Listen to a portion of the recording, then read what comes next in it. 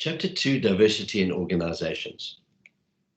Our learning objectives: describe the two major forms of workplace diversity, demonstrate how workplace discrimination undermines organizational effectiveness, describe how the key biographical characteristics are relevant to organizational behavior, explain how other differentiating characteristics factor into OB, demonstrate the relevance of intellectual and physical abilities to OB, and describe how organizations manage diversity effectively. So diversity management has two levels: surface level and deep level. Also, when we look at workplace discrimination and organizational effectiveness, discrimination is to note a difference between things, so it's neutral.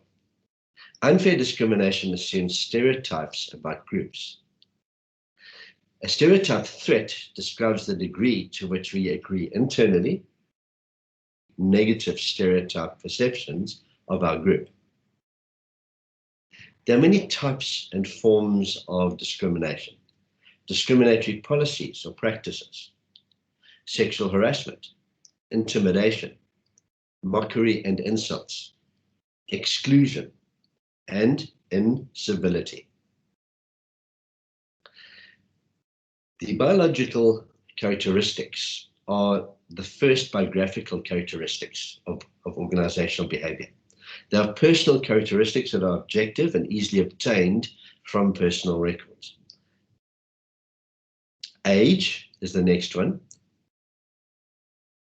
Sex or gender, race and ethnicity, disabilities, hidden disabilities, tenure, as well as religion, sexual orientation and gender identity, cultural identity.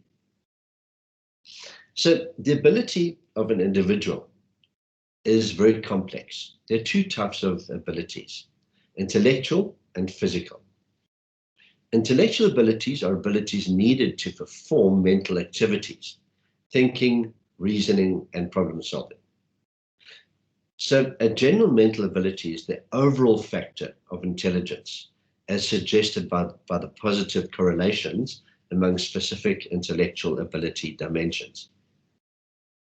So the dimensions of intellectual ability include number aptitude, verbal comprehension, perceptual speed, inductive reasoning, deductive reasoning, spatial visualization, and memory.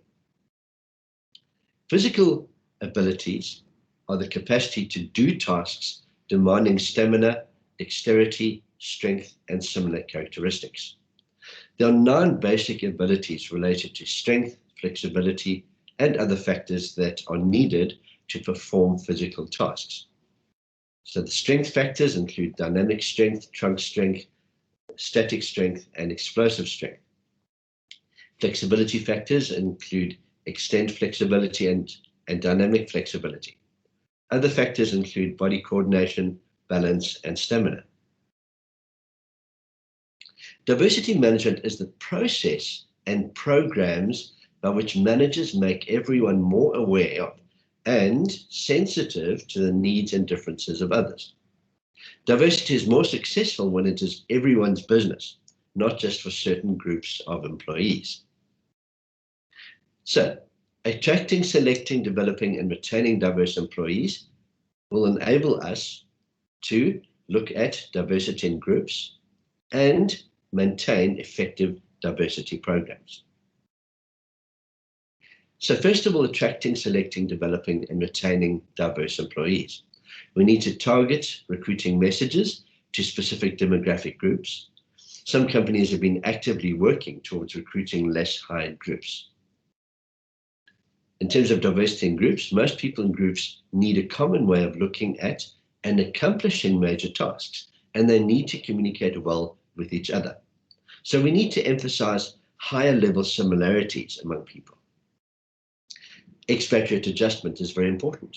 So organizations should select employees for international assignments who are capable of adjusting quickly and ensure they have the support they need for their assignment. Effective diversity programs are important.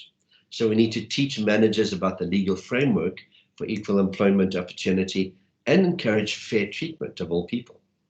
We need to teach managers how a diverse workforce will be more effective at serving a diverse customer base. And we need to foster personal development practices that bring out the skills and abilities of everyone. So what are the implications for managers? We need to understand your organization's anti-discrimination policies thoroughly and share them with your employees. Assess and challenge your own stereotype beliefs to increase your objectivity. Look beyond readily observable biographical characteristics and consider the individual's capabilities before making management decisions. Fully evaluate what accommodations a person with disabilities will need, and then fine-tune a job to that person's abilities. Seek to understand and respect the unique biographical characteristics of your employees, and a fair but individualistic approach yields the best performance. So we've achieved our learning objectives. We've described the two major forms of workplace diversity. We've demonstrated how workplace discrimination undermines organizational effectiveness. We have described how the key biographical characteristics are relevant to organizational behavior. We've explained how other differentiating characteristics factor into OB. We have demonstrated the relevance of intellectual and physical abilities to OB, and finally described how organizations manage diversity effectively.